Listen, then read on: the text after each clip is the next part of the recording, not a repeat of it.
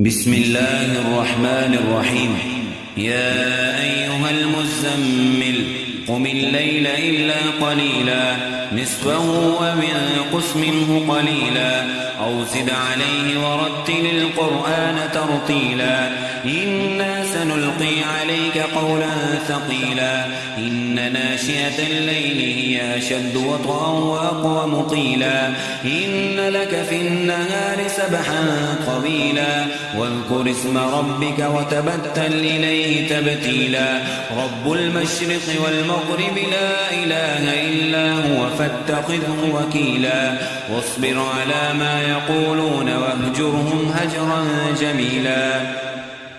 وذرني والمكذبين أولي النعمة ومهلهم قليلا إن لدينا أنكالا وجحيما وطعاما ذا غصة وعذابا أليما يوم ترجف الأرض والجبال وكانت الجبال كثيبا مهيلا إنا أرسلنا إليكم رسولا شاهدا عليكم كما أرسلنا إلى فرعون رسولا فعصى فرعون الرسول فأخذناه أخذا وبيلا فكيف تتقون إن كفرتم يوما يجعل الولدان شيبا السماء منفطر به كان وعده مفعولا إن هذه تذكرة فمن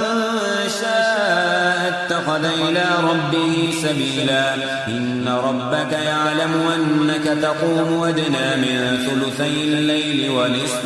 ونصفه وثلثه وطائفة من الذين معك والله يقدر الليل والنهار علم أن لن تحصوه فتاب عليكم فاقرؤوا ما تيسر من القرآن علم أن سيكون منكم مرضى وآخرون يضربون في الأرض يبتغون من فضل الله وآخرون يقاتلون في سبيل الله فاقرؤوا ما تيسر منه وأقيموا الصلاة وآتوا الزكاة وأقرضوا الله قرضا حسنا وما تقدموا